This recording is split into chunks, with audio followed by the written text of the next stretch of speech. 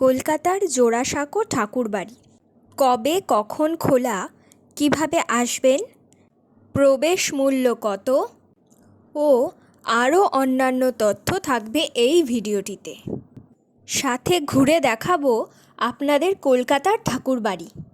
কিভাবে যাবেন জোড়াসাঁকো ঠাকুরবাড়ি? ঠাকুরবাড়ি যাওয়ার সবচেয়ে সহজ উপায় হলো মেট্রো। নিকটতম মেট্রো স্টেশন হলো গিরিশ পার্ক। প্রাসাদটি মেট্রো স্টেশন থেকে হাঁটার দূরত্বে। তাছাড়াও ঠাকুরবাড়ির কলকাতার অবস্থান মানচিত্র আমি ডেসক্রিপশন বক্সে দিয়ে দেব।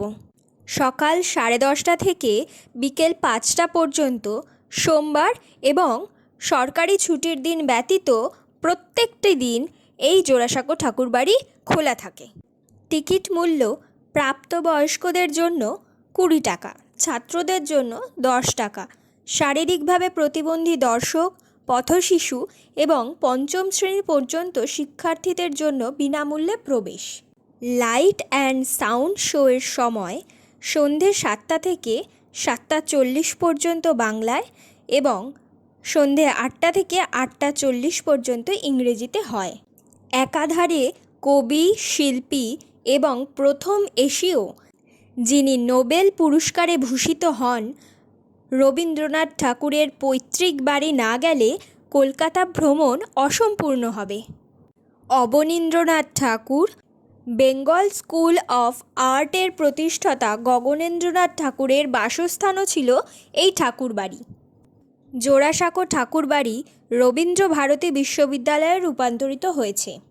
বিশ্ববিদ্যালয়ে প্রতি বছর 25শে বৈশাখের দিন ঠাকুরের জন্মদিনে বার্ষিক সাংস্কৃতিক অনুষ্ঠানের আয়োজন হয়।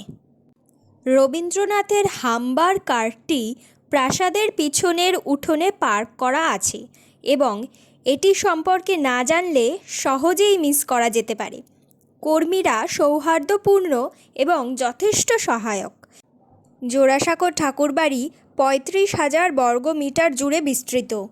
লাল ইটের ঠাকুরবাড়ির মধ্যেই কবির পিতা মহর্ষি দেবেন্দ্রনাথ ঠাকুরের নামে নামকরণ করা হয়েছে মহর্ষি ভবনের, যেখানে বাইরের ফলকটিতে লেখা আছে রবীন্দ্রনাথ এখানেই শেষ নিঃশ্বাস ত্যাগ করেছিলেন। আজ এই বাড়িটি একটি জাদুঘর, যেখানে 3টি গ্যালারি রয়েছে। রবীন্দ্র ভারতী মিউজিয়ামে 2071টি বই, 16টি পেইন্টিং, 3297টি ফটোগ্রাফ, 770টি জার্নাল, 208টি ব্যক্তিত্ব, 3টি আসবাবপত্র এবং 27টি কারুশিল্প ও ভাস্কর্য সামগ্রিক সংগ্রহ রয়েছে।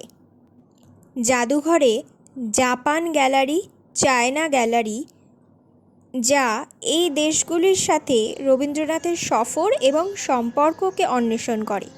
এখানে বই এবং অন্যান্য প্রাচীন জিনিসের সাথে 700টিরও বেশি চিত্রকর্ম রয়েছে।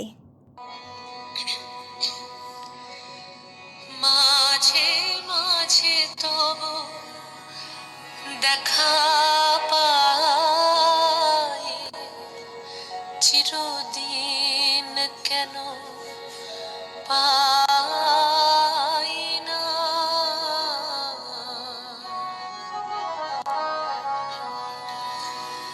কেন মেঘ আসে হৃদয় আকাশে? কেন মেঘ আসে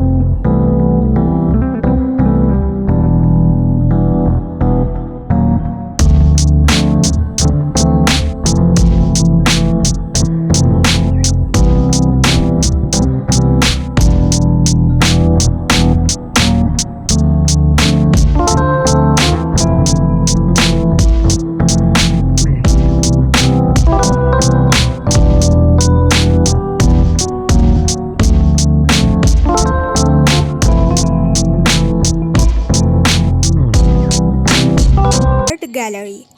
এই বিভাগে জাপানের শিল্প এবং শিল্পকর্ম রয়েছে, যা সেই সময়ের কয়েকজন বিখ্যাত জাপানি শিল্পীর কাজ অন্তর্ভুক্ত করে।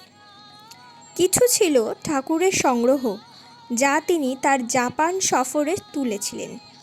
আর কিছু ছিল শিল্পীরা যখন ঠাকুরবাড়ি পরিদর্শন করতেন এবং থাকতেন, তখন তাদের আঁকা ছবিগুলি।